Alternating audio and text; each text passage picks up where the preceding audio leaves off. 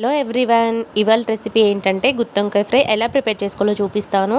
So నేనైతే వెల్లుల్లిపాయ కారం తీసుకున్నాను. 1 స్పూన్ ధనియాల పౌడరు, 1 స్పూన్ పసుపు, 1 స్పూన్ సాల్ట్ కూడా వేసుకొని ఒకసారి మిక్స్ చేసుకున్న తర్వాత కొద్దిగా మెంతి పౌడర్ వేసుకొని మిక్స్ చేసుకోవాలి.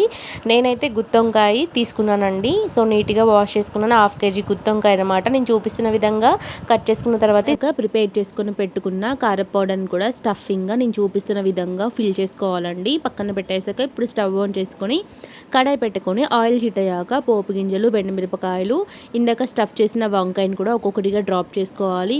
ఇదైతే సిమ్లోనే ఫ్రై చేసుకోవాలండి. కొద్దిగా కరివేపాకు కూడా యాడ్ చేస్తున్నాను.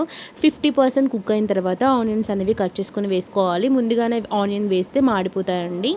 సో బాగా కుక్ అయిపోయిన తర్వాత సరిపడా కారం, సరిపడా సాల్ట్, కొద్దిగా ధనియాల పౌడర్ వేసుకొని సర్వ్ చేసుకుంటే టేస్ట్ అయితే చాలా బాగుంటుంది. నచ్చితే లైక్ చేయండి, షేర్ చేయండి, సబ్స్క్రైబ్ కూడా చేయండి.